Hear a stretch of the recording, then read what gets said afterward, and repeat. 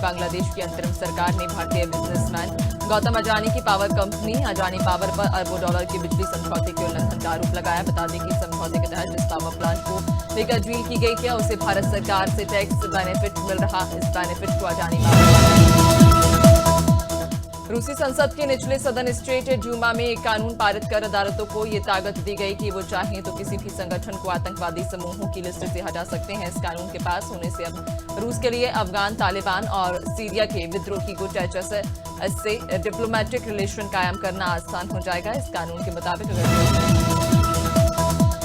बांग्लादेश की राजधानी ढाका से 40 किलोमीटर दूर टोंकी कस्बे में इज्तिमा के आयोजन को लेकर मंगलवार को मौलानाओं के दो गुटों में हंगामा हो गया। इस हंगामे में भारत के मौलाना साद और बांग्लादेश के मौलाना जुबेर के समर्थकों के बीच हिंसक झड़प हुई। मारपीट में 4 लोगों की मौत हो गई। इसके अलावा 100 से ज्यादा लोग घायल हैं। रूस के स्वास्थ्य मंत्रालय ने बताया कि हमने कैंसर के वैक्सीन बनाने में सफलता हासिल कर ली है। इसकी जानकारी रूसी स्वास्थ्य मंत्रालय के रेडियोलॉजी मेडिकल रिसर्च सेंटर के डायरेक्टर आंद्रेई क्रम्प्रीन ने रेडियो पर दी। इस वैक्सीन को अगले साल से रूस के नागरिकों को फ्री में लाया जाएगा। वहीं वैक्सीन के क्लिनिक ट्रायल से पता चला है कि इससे ट्यूमर के विकास। बीजिंग में चीन के विदेश मंत्री वांग यी और भारत के राष्ट्रीय सुरक्षा सलाहकार अजीत डोभाल के बीच बैठक हुई, जिसमें 6 मुद्दों पर सहमति बनी। ये बैठक भारत और चीन के बीच सीमा विवाद को सुलझाने के लिए हुई थी। इससे पहले 2019 में विदेश मंत्री जयशंकर ने बीजिंग का दौरा किया था। जून 2020 में मंगलवार में हुई हिंसक झड़प के बाद अर्जेंटीना में करीब 30,000 फीट की ऊंचाई से एक प्लेन अचानक जमीन पर आ गिरा और टक्कर लगने की जोरदार धमाके के बाद विमान ने आग पकड़ ली। हादसे में विमान में सवार पायलट और सह पायलट की मौत हो गई। लोगों ने विमान को आसमान से जमीन पर गिरते देखा, वीडियो बनाकर सोशल मीडिया पर डाल दिया। बता दें हादसा अर्जेंटीना के सैन फर्नांडो हवाई अड्डे के पास का है। मध्य प्रदेश हाईकोर्ट ने एक अंतरिम आदेश के तहत नीट पीजी की काउंसलिंग के जरिए एनआरआई कोटे की सीटें भरने पर रोक लगा दी है। जस्टिस सुश्रुत अरविंद धर्माधिकारी और जस्टिस अनुराधा शुक्ला की युगल पीठ ने मध्य प्रदेश में नीट पीजी काउंसलिंग से जुड़े सीट मैट्रिक्स के मामले में अपना फैसला सुरक्षित कर लिया और मामले में जल्द सुनवाई की जाएगी। उड़ीसा के बालासोर से भाजपा सांसद प्रताप सिंह सारंगी संसद की सीढ़ियों से गिर गया। उनके सिर पर चोट लग गई और उन्हें व्हीलचेयर पर बैठाकर ट्रीटमेंट के लिए ले जाया गया। सारंगी ने आरोप लगाया कि वे नेता प्रतिपक्ष राहुल गांधी की धक्का मुक्की की वजह से गए थे। इधर राहुल गांधी ने आरोप लगाया कि भाजपा सांसदों ने उन्हें धमकाया है और संसद के मेन गेट पर जमावड़े की वजह से। संसद के शीतकालीन सत्र का 19वां दिन बाबा साहेब अम्बेडकर के अपमान को लेकर विपक्ष का विवाद लगातार जारी। विपक्षी सांसदों ने संसद के बाहर विरोध मार्च निकाला। कांग्रेस सांसद राहुल गांधी और प्रियंका गांधी नीले कपड़े पहनकर पहुंचे। बता दें कि लोकसभा राज्यसभा में गृह मंत्री अमित शाह के अम्बेडकर वाले बयान पर हंगामा हुआ था, जिसके बाद दोनों सदनों की कार्यवाही आज दोपहर 2 बजे तक स्थगित कर दी गई।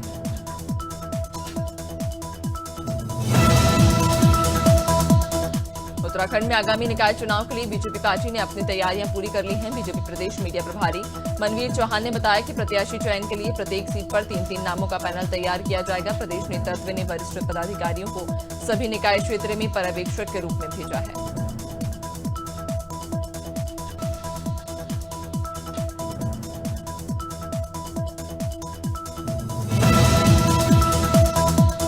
जम्मू कश्मीर के कुलगाम जिले के कद्देर इलाके में सेना और पुलिस ने ज्वाइंट ऑपरेशन में 5 आतंकियों को ढेर कर दिया। हालांकि आतंकियों के शव मिलने बाकी हैं। मुठभेड़ में 2 जवान भी घायल हुए। बता दें गुरुवार सुबह सेना और पुलिस को इलाके में आतंकियों के छिपे होने की जानकारी मिली थी। इसके बाद ज्वाइंट सर्च ऑपरेशन चलाया गया। तलाशी के दौरान आतंकियों ने गोलीबारी शुरू कर दी। रायपुर नगर के 70 वार्डों में आरक्षण की प्रक्रिया चल रही। 23 वार्ड ओबीसी के लिए आरक्षित हो गए हैं। इनमें 8 वार्ड महिलाओं के लिए रिजर्व। इससे पहले 9 एससी वार्ड में 4 महिलाओं के लिए आरक्षित किए गए थे। इसमें 26 दानवीर Bhamashah ward, 46 civil line ward, 23 शहीद मनमोहन सिंह बख्शी वार्ड और पंडित ईश्वरी चरण शुक्ल वार्ड नंबर 22 शामिल। भोपाल क्राइम ब्रांच पर बीकानेर के सेकेंड ईयर के छात्र को 4 दिनों तक अवैध रूप से हिरासत में रखने का आरोप है। इस मामले में मध्य प्रदेश हाईकोर्ट में सुनवाई हुई। कोर्ट में पुलिस सीसीटीवी फुटेज पेश नहीं कर पाई। अब मामले में अगली सुनवाई 6 जनवरी को होगी। बता दें कि छात्र रामलाल को भोपाल क्राइम ब्रांच ने बिना किसी केस दर्ज किए हिरासत में रखा था। आबकारी विभाग की उड़न दस्ता टीम ने गंगानगर में 2 आरोपियों को रंगे हाथों पकड़ लिया है, जो अवैध अंग्रेजी शराब में मिलावट कर उसे ऊंचे दामों पर बेच रहे थे। विभाग ने छापेमारी कर 37 लीटर मिलावटी शराब जब्त की। दोनों आरोपियों के खिलाफ कानूनी कार्रवाई की जा रही। विभाग ने शहर में अवैध शराब व्यापार पर कड़ी कार्रवाई करने की चेतावनी दी है। इंदौर के एमजीएम मेडिकल कॉलेज में रैगिंग का मामला सामने आने के बाद प्रशासन हरकत में आया। कलेक्टर आशीष सिंह ने मामले में संज्ञान लेते हुए जांच समिति गठित की और जांच का आदेश दिया, जहां अधिकारियों ने हॉस्टल में जूनियर छात्रों के साथ सीनियर छात्रों के जरिए की गई रैगिंग के मामले में रिपोर्ट मांगी और अधिकारियों ने दोषियों के खिलाफ कड़ी कार्रवाई की बात कही। बिजनौर में 2 पक्षों के बीच विवाद में एक महिला की गोली लगने से मौत हो गई। मामला हल्दौर थाना क्षेत्र के कुकड़ा गांव का, जहां मोनू कश्यप और अंकिता के बीच पैसों के लेन देन को लेकर विवाद हुआ। विवाद इस कदर बढ़ गया, अंकित ने तमंचे से मोनू पर गोली चला दी, जो पास में खड़ी सुधा सैनी को लग गई, जिससे उसकी मौके पर मौत हो गई और आरोपी अंकित घटनास्थल से फरार हो गया। अंबिकापुर के बतौली वन परिक्षेत्र में दिन दहाड़े नीलगिरी की लकड़ी तस्करी की गई, जिसका वीडियो वायरल हो रहा। तस्कर ट्रकों में लकड़ी लोड कर अवैध व्यापार कर रहे हैं। इसे लेकर स्थानीय लोगों ने वन विभाग की निष्क्रियता पर सवाल उठाए, जबकि तस्करों के खिलाफ कोई ठोस कार्रवाई नहीं हुई। इस मामले में तत्काल कार्रवाई की मांग की जा रही। अटा के जीटी रोड स्थित सिंध ढाबा पर देर रात 2 गुटों के युवकों के बीच जमकर मारपीट हुई। आपसी कहासुनी के बाद लात से चले, जिसका वीडियो सोशल मीडिया पर वायरल हो रहा। यह ढाबा पहले भी कई बार लड़ाई झगड़ों का केंद्र बन चुका है। स्थानीय लोग घटनाओं पर चिंता जताते हुए सख्त कार्रवाई की मांग कर रहे हैं।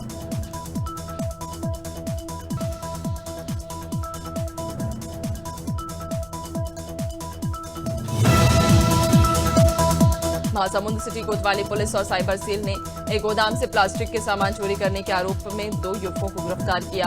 13 दिसंबर को पवन पार्क के गोदाम से 28 कार्टून सामान चोरी हुआ। बता दें कि पुलिस ने मामले में कार्रवाई कर आरोपियों को गिरफ्तार कर लिया और दोनों के पास से चोरी किया गया सामान बरामद किया है।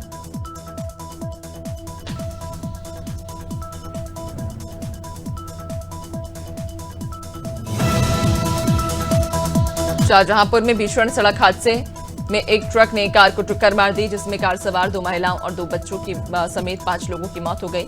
5 लोग गंभीर रूप से घायल। इस घटना की सूचना मिलते ही जिलाधिकारी धर्मेंद्र प्रताप सिंह पुलिस बल के साथ मौके पर पहुंचे और घायलों के इलाज के लिए मेडिकल कॉलेज में भर्ती कराया और पुलिस ने ट्रक को कब्जे में लेकर कार्रवाई शुरू कर दी है। मसूरी धनौजी रोड पर कार पार्क करने के दौरान कार नीचे गिर गई। हादसे में कार सवार 2 लोगों की मौत हो गई, जबकि 3 गंभीर रूप से घायल। बहरहाल सभी घायलों को मसूरी कम्युनिटी हॉस्पिटल में भर्ती कराया गया। घटना की सूचना मृतकों के और घायलों के परिजनों को दी गई है। फिलहाल मामले में जांच जारी है। सूबे के मुखिया योगी आदित्यनाथ ने अधिकारियों को जीरो टॉलरेंस पर कार्य करने की नसीहत दी थी, लेकिन अधिकारी हैं कि अपनी मनमानी करने से बाज नहीं आ रही। मामला रायबरेली जनपद के ऊंचाहार नगर का, जहां पर कब्रिस्तान, तालाब, बंजर और ऊसर जैसी सार्वजनिक भूमि पर दबंगों ने अवैध कब्जा कर लिया, लेकिन शिकायत करने के बाद अधिकारी सुनने को तैयार नहीं, जिससे भूमाफियाओं के हौसले बुलंद हैं। रायबरेली के डीएम हर्षिता माथुर ने देर रात जिले में बनाए गए अस्थायी और स्थायी रैन बसेरों का निरीक्षण किया।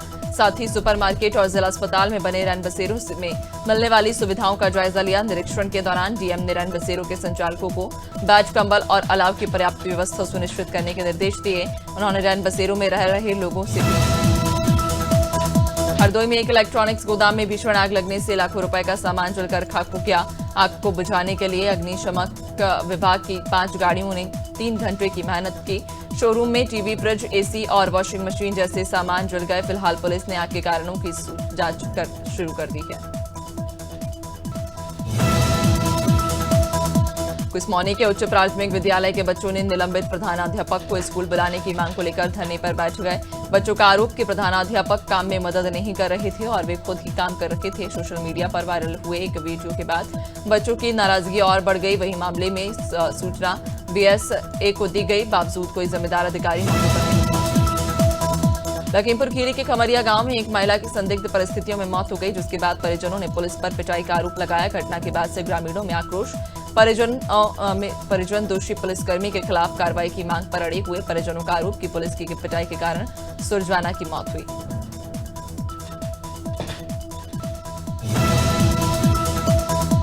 सूरजपुर में जयनगर थाना पुलिस ने NH 43 पर वाहन चेकिंग के दौरान 12 किलो अवैध गांजा बरामद किया। बता दें 2 संदिग्ध मोटरसाइकिल सवारों में से तलाशी में गांजा पाया गया, जिसकी कीमत करीब 3 लाख रुपए। पुलिस ने आरोपियों के खिलाफ NDPS एक्ट के तहत मामला दर्ज कर 4 आरोपियों को गिरफ्तार कर लिया।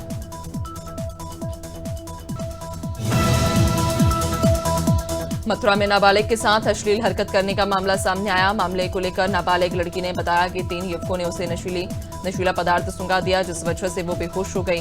बेहोश होने के बाद तीनों युवकों ने उसके साथ अश्लील हरकत की और वीडियो बना लिया। नाबालिग की मां ने गोविंदनगर थाने में आरोपियों के खिलाफ तहरीर दी और कार्रवाई की मांग की। रायसेन के चोका खमरिया के पास बाघ कार से टकरा गया, जिससे बाघ घायल हो गया। नाले और झाड़ियों में खून के निशान मिले। वन विभाग बाघ के कार से टकराने की बात को नकार रहा। प्रत्यक्षदर्शियों ने बताया कि कार से बाघ टकराया, कार चालक मौके से फरार है।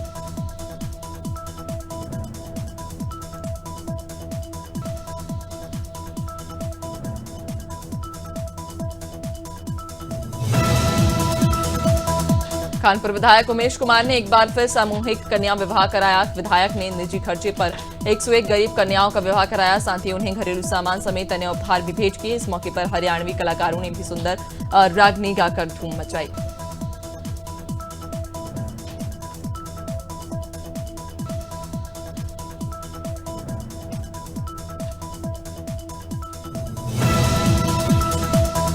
भूमाफियाओं की पकड़ मजबूत होती जा रही है। वजह कि अब कलेक्टर से साठगांठ पर सरकारी जमीनों को भी वह अपने नाम करवा रहे। ताजा मामला रायपुर के प्रसिद्ध जैतूसाब मंदिर का। सार्वजनिक ट्रस्ट प्रबंधक कलेक्टर के अधीन धर्मापुरा की 500 करोड़ की संपत्ति तहसीलदार अजय चंद्र वंशी ने फर्जी महंत राम आशीष दास के नाम कर दी और फर्जी। सागर जिले के रैली ब्लॉक में मनरेगा योजना के अधिकांश कार्यों में फर्जीवाड़ा किया जा रहा। कई ग्राम पंचायतों में तो पौधारोपण का कार्य कागजों तक ही सिमट कर रह गया। हालांकि एक ग्राम पंचायत ने मुक्तिधाम को शांतिवन के रूप में विकसित कर पर्यावरण संरक्षण की अनूठी मिसाल पेश की। यहां 4 लाख रुपए की लागत से मनरेगा योजना से स्वीकृत पौधारोपणों का कार्य मुक्तिधाम में किया गया। सहारनपुर में मामूली सी बात को लेकर 2 पक्षों में जमकर लात घूसे चले, जिसका वीडियो सोशल मीडिया पर जमकर वायरल हो रहा। वीडियो बिहारीगढ़ इलाके के सतपुरा गांव का बताया जा रहा। वायरल वीडियो में कुछ लोग सड़क के बीचों बीच आपस में गाली गलौज कर और मारपीट करते दिखे। थाना प्रभारी जावेद खान ने बताया कि वीडियो 2 दिन पुराना, किसी भी पक्ष की ओर से कोई शिकायत नहीं। शिवपुरी पुलिस ने चेकिंग के दौरान एक ट्रक में प्रतिबंधित प्लास्टिक पॉलिथीन को जब्त किया। ट्रक चालक प्लाई की आड़ में पॉलिथीन गुजरात से कानपुर लेकर जा रहा था। पुलिस ने ट्रक से 88 क्विंटल पॉलिथीन बरामद की, जिसकी कीमत लाखों रुपए बताई जा रही। प्रदूषण नियंत्रण बोर्ड के क्षेत्रीय अधिकारी ने नगरपालिका और पुलिस को कार्रवाई करने के निर्देश दिए। भारत सरकार का नेट डायरेक्ट टैक्स कलेक्शन 1 अप्रैल से 17 दिसंबर के बीच सालाना आधार पर लगभग 16.45% बढ़कर 15.82 लाख करोड़ रुपए रहा। वहीं देश के सरकारी बैंकों ने कारोबारी विजय माल्या की संपत्तियों को बेचकर 14,131 करोड़, हीरा कारोबारी नीरव मोदी से 1,052 करोड़ और मेहुल चौकसी। शेयर मार्केट में लिस्टिंग के लिए आज 5 कंपनियों के इनिशियल पब्लिक ऑफर यानी आईपीओ ओपन होंगे। इनमें Transrail lighting limited, DM capital advisors limited, Mamata machinery limited, Sanatan textile limited और कॉनकॉर्ड एनवायरो सिस्टम्स लिमिटेड शामिल। 5 आईपीओ के लिए निवेशक 23 दिसंबर तक बोली लगा सकेंगे। शेयर बाजार में आज गिरावट देखने को मिल रही। सेंसेक्स करीब 1000 अंकों की गिरावट के साथ 79,200 के स्तर पर कारोबार कर रहा। निफ्टी में भी करीब 300 अंक की गिरावट 23,900 के स्तर पर कारोबार कर रहा। सेंसेक्स के 30 शेयरों में से 28 में गिरावट और केवल 2 में तेजी। निफ्टी के 50 शेयरों में से 48 में गिरावट और 2 में तेजी। भारतीय स्पिनर रविचंद्रन अश्विनी ने बुधवार को इंटरनेशनल क्रिकेट से संन्यास ले लिया। 38 साल के अश्विन भारत के लिए दूसरे सबसे ज्यादा विकेट लेने वाले गेंदबाज। उनके रिटायरमेंट लेते ही सोशल मीडिया पर रिएक्शन आने लगे। पूर्व भारतीय कप्तान विराट कोहली ने इमोशनल पोस्ट लिखा। वहीं भारतीय हेड कोच गौतम गंभीर ने लिखा, आपकी याद आएगी भाई।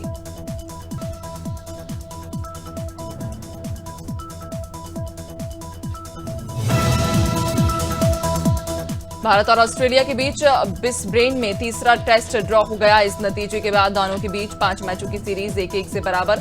World test championship points table में ऑस्ट्रेलिया नंबर 2 और भारत नंबर 3 पर कायम, जबकि साउथ अफ्रीका पहले नंबर पर।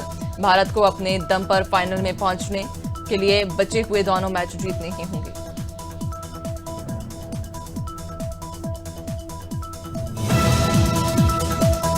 पाकिस्तान की टीम सभी साउथ अफ्रीका के दौरे पर, जहां पर वह मेजबान टीम के खिलाफ तीनों फॉर्मेट की सीरीज खेलने पहुंची है। पाकिस्तानी टीम को 3 मैचों की T20 सीरीज में जहां 2-0 से हार का सामना करना पड़ा, तो वहीं अभी दोनों टीमों के बीच 3 मैचों की वनडे सीरीज खेली जा रही। इस सीरीज के बाद 26 दिसंबर से साउथ अफ्रीका। अल्लू अर्जुन और रश्मिका मंदाना की pan India film Pushpa 2 the rule ने अपने कलेक्शन के साथ ही एक बार फिर से रिकॉर्ड तोड़ दिया। फिल्म अपने रिलीज के 15वें दिन 600 करोड़ रुपए की कमाई करने में कामयाब रही। बता दें, अब तक हिंदी बॉक्स ऑफिस पर 600 करोड़ रुपए के क्लब में सिर्फ 3 फिल्मों ने जगह बनाई, स्त्री 2, जवान और पुष्पा 2। 20 दिसंबर को बाप बेटे के रिश्ते पर आधारित फिल्म बनवास रिलीज हो रही है। बता दें, इसका डायरेक्शन अनिल शर्मा ने किया। अनिल ने ही पिछले साल गदर 2 जैसी ब्लॉकबस्टर फिल्म बनाई थी। फिल्म बनवास में नाना पाटेकर और अनिल के बेटे एक्टर उत्कर्ष शर्मा लीड रोल में, और लगातार फिल्म का प्रमोशन किया जा रहा। सोनाक्षी सिन्हा इन दिनों मुकेश खन्ना की परवरिश पर उठाए सवालों को लेकर चर्चा में हैं। इसी बीच एक्ट्रेस ने इंडस्ट्री स्टैंडर्ड्स पर बात की। उन्होंने कहा कि एक्टर ने उनके साथ काम करने से मना कर दिया था। उस एक्टर का कहना था कि वे उनसे उम्र में बड़ी लगती हैं। असल में वो एक्टर मुझसे कई साल बड़े थे। मैं बहुत खुशकिस्मत हूं कि मैंने ऐसे माइंडसेट वाले। एक्टिंग के लिए मशहूर राधिका आप्टे ने हाल ही में बेबी गर्ल्स को जन्म दिया। अब एक इंटरव्यू में राधिका ने अपनी बदलती बॉडी, मुश्किल प्रेगनेंसी और जिंदगी में हुए बदलाव के बारे में बात की। राधिका की माने तो उनके लिए ये प्रेगनेंसी एक्सीडेंट नहीं थी, लेकिन वह इससे शॉक जरूर हुई थी। हालांकि वह अब इन बदलावों को स्वीकार कर चुकी हैं। बॉलीवुड के पावर कपल करीना कपूर खान और सैफ अली खान अपने बच्चों को सपोर्ट करते नजर आ रहे हैं। हाल ही में उन्होंने अपने सबसे छोटे बेटे ज़ेह अली खान को पहली बार स्टेज पर देखा। इस मस्ती भरी शाम के लिए कपल को अपने सबसे अच्छे कैजुअल कपड़ों में दिखाई दिए और करीना भीड़ में बैठकर जय को सपोर्ट करती नजर आई। मध्य प्रदेश में कड़ाके की ठंड का दूसरा दौर 23 से 25 दिसंबर के बीच आएगा। जनवरी 2025 तक रहेगा। इससे पहले अगले 4 से 5 दिन तक प्रदेश के उत्तरी हिस्से यानी ग्वालियर, चंबल और सागर संभाग में कोहरा रहेगा। भोपाल, उज्जैन, जबलपुर में रात का पारा 8 से 10 डिग्री सेल्सियस के नीचे ही रहेगा। मौसम विभाग के अनुसार दिन में तेज धूप हो सकती है। छत्तीसगढ़ में पड़ रही कड़ाके की ठंड से थोड़ी राहत के आसार। बंगाल में बने सिस्टम के असर से अगले 3 दिन न्यूनतम तापमान 3 से 5 डिग्री तक बढ़ सकता है। अंबिकापुर और दुर्ग को छोड़कर कई जिलों में रात का पारा सामान्य के करीब पहुंच गया। वहीं अगले 2 दिन बिलासपुर, बस्तर और रायपुर संभाग के जिलों में बारिश की संभावनाएं हैं। यूपी में शीतलहर और कोहरे का सिलसिला लगातार जारी। बीती रात बुलंदशहर का पारा 5 डिग्री पहुंच गया। सुबह से 28 जिलों में घना कोहरा छाया रहा। प्रयागराज में विजिबिलिटी 10 मीटर तक रह गई और आगरा का ताजमहल 100 मीटर दूर से दिखाई नहीं पड़ रहा। 24 घंटे में प्रदेश के औसत पारे में 3 डिग्री बढ़ोतरी की गई। हरियाणा में लगातार 11 दिन से शीतलहर का दौर जारी। 7 जिलों में सुबह हल्की धुंध छाई रही। इनमें गुरुग्राम, फरीदाबाद, पानीपत, सोनीपत, पलवल, नूह और कैथल शामिल। कैथल में धुंध के साथ पारा भी गिरा। मौसम विभाग ने 7 जिलों में शीतलहर का अलर्ट जारी किया। इनमें से 10 में से 11 किलोमीटर प्रति घंटे की रफ्तार से ठंडी हवाएं चलेंगी।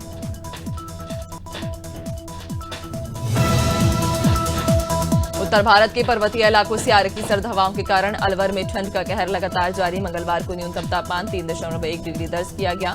पिछले 5 साल में 17 दिसंबर की रात सबसे सर्द रही। उस दिन रात का न्यूनतम तापमान 2.2 तक पहुंच गया। मंगलवार को अधिकतम तापमान 23 डिग्री रहा और दिन में शहर के तापमान में 9 डिग्री की गिरावट दर्ज की गई।